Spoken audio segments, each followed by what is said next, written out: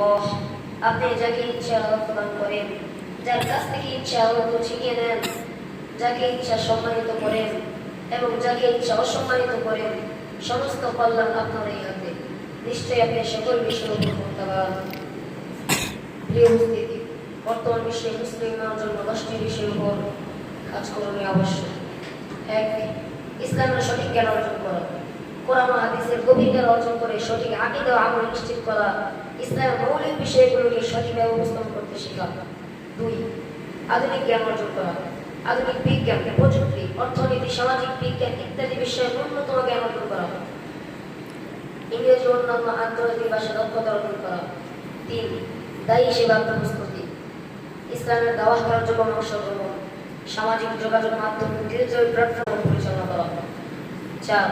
নৈতিকতা ও চরিত্র গঠন করা, রাসূল সাল্লাল্লাহু আলাইহি ওয়াসাল্লামের আদর্শকে জীবন বাস্তবায়ন, বিনয়ী, সদাচারী ও দায়িত্বশীল প্রশিক্ষণ। 5.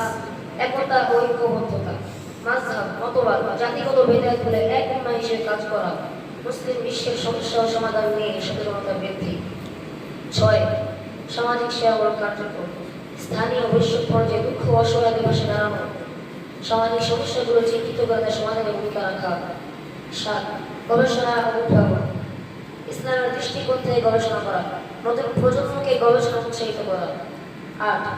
অর্থনৈতিক স্বনির্ভরতা, ইসলামের অর্থনৈতিক ধারণা ও বাস্তবায়ন, ক্ষুদ্র ব্যবসা, উদ্যোক্তা উন্নয়ন, হালাল আয়ের।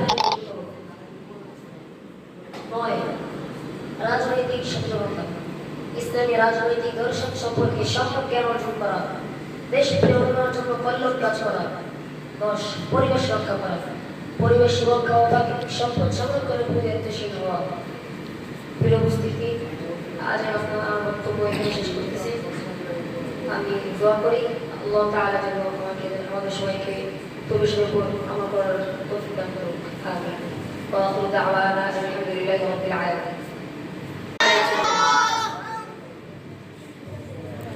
সবাই বলে মাশাআল্লাহ।